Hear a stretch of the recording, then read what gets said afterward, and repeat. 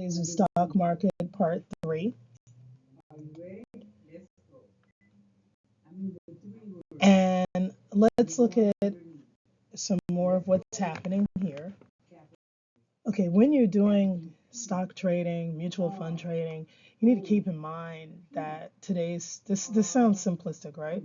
Because everybody knows this nasty little word nobody wants to deal with here called inflation. But it's not just inflation, it's just like it's everything. The consumer price index, how things go up. This today's $25 may not be next year's $25. They kind of like what's going on here in the real estate market that a house, a 3 bedroom, 2 bath house 2 years ago may have been like $389,000. Now is about 450,000, depending upon where it is. So you're gonna have to look at what's really going on and what's influencing everything. And when I say everything, what influences the price of stocks and how things are going up. Okay, and once again, you're investing for long term. I put this here, unless you went already. A lot of people forget that if you have more money, sometimes you can afford to lose more because you have made more over a period of time and you can lose more. So that's just something, like if you're sitting in a class with people who are trading, or you listen to somebody say, I made, $2,000, I made 20,000 on that stock, but you still made $2,000 on yours and you just started, you're not doing badly at all. You're still the same and you cannot compare yourself to others. Okay, let's look at investors. When I say investors, also mean like investment bankers too. Each investor may have different objectives. You have to understand who you're dealing with, and you have to ask like what they're trading. And this is a big word here: portfolio.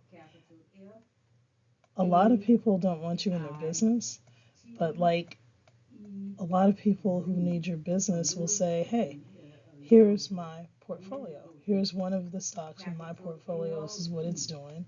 Here's stock from this and this is what I manage and this is what I do." Or maybe he's kind enough to take the name off some show or one of their clients gave him permission so that he can gain new clients or she can gain new clients. I said he because this is a character we use in one of our other stories. But this is something you need to look at. Okay, is he or she willing to share something else? People walking around with a large wad of money showing off. I don't know about that because most people who make a lot of money like that really don't want to show you. So be careful. Okay, there's a thing that they make you sign called disclosure. Before any broker with any intelligence at all does any trade for you, they make you sign a disclosure. And you can send all these emails. I won't hold it against you. Tell me this and that.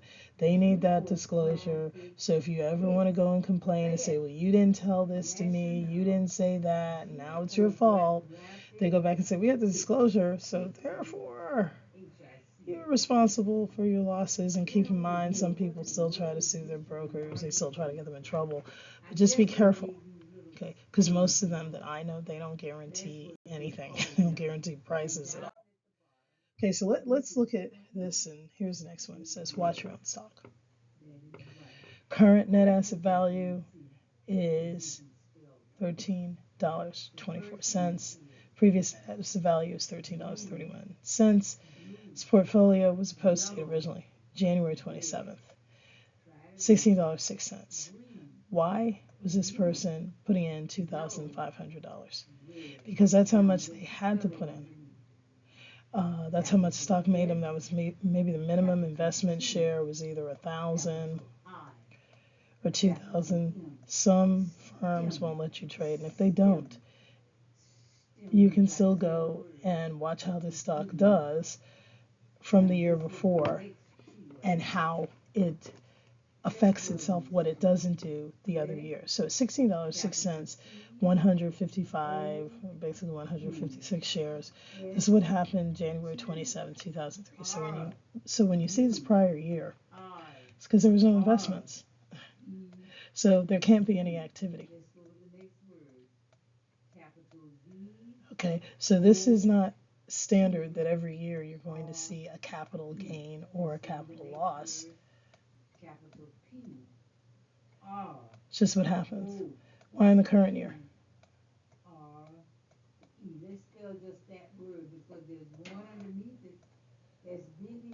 Put this in brackets. Why didn't you see any in the year before? January 27, 2003. We're already in May 2023. So current year, again, there's absolutely nothing. So let's go over here to the next slide. And now let's go to February. A month later, the person said, okay, it hasn't made so much, so I'll do $500. That gives me 32 more shares. But the stock went down. Why would they do that? Stock originally was $16 and they decided this.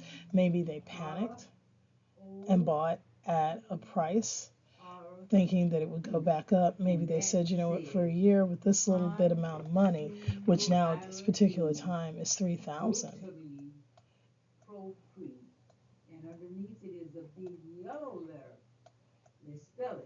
Okay, went and said, that's their initial investment. Went and said, okay, this is what I'm going to do. And it will go this high, and hopefully it'll include itself, and it'll take care of itself, and it'll go up. But what's really happening? 3,890. But when we go over what happened, that's not on a spread because look, there's no capital gains. There's no dividends. Okay, so that tells you already that this person already invested some more. Otherwise, they wouldn't have $890.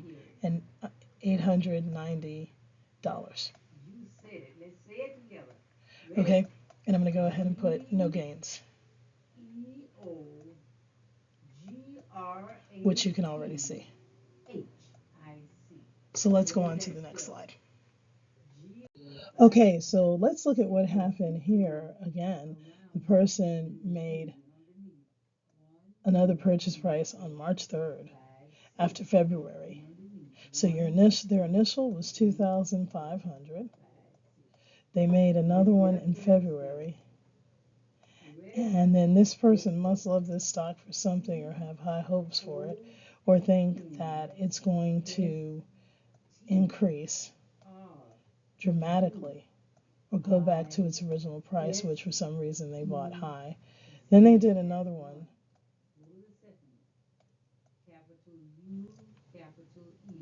So this was January. This was February.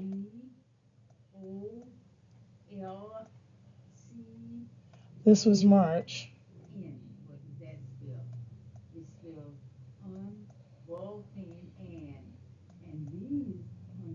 And this one's April. This person has something with the 3rd. I can say this person because it's actually someone I know. And so that's April.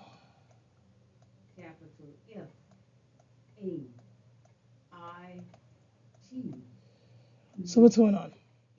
2,500 plus 500 is 3,000. 3,000 plus another 500 is 3,500. It's $4,000. But yet we don't see $4,000 here. As a matter of fact, we see a loss. Okay, so when we come back up to the current market value and what this is worth, which this company is being very honest about, it's like saying, hey, you're losing money. And you haven't made any gains or any dividends. But it's not saying throw it away because overall, if you remember from part 1, you are taking a risk hoping to get a gain that the market in and of itself, and that's any market like this, is hoping that you can do what? That you will make your money back. And for $110 as a loss, although it's not reported yet, and as a risk, might be worth it for you to lose $110 because maybe possible in the year 2024, this stock may go back up to $16. And that's a real hopeful, because that means that it's going up another $3 within a year. Person may also say, okay, 2024 won't be so good. How about 2025? I'm just going to leave it until I see some change, because eventually it's got to go up. Okay, I just believe in this stock, this and that and other, and for an investment of $4,000, not so bad. Okay, you understand? Some people don't have 4,000. Some people would not have done this. They would have never let any of these other investments go on. But again, this comes to your risk tolerance. Okay, how risky can you be, and what do you want to do? And this is what's happening. Okay. All right, how risky are you going to be? They may say for $4,000 over the next 5 years, I may get 5,000. In 10 years, I may get another, 7,000, and then the risk was worth it. So again, this is, what is your tolerance? What are your objectives? What are you trying to do? And it depends on the person. A lot of people would say this is pretty stupid, but some people say for the long haul, maybe not. We have to sit back and watch out. Okay, thanks for watching. That's part 3.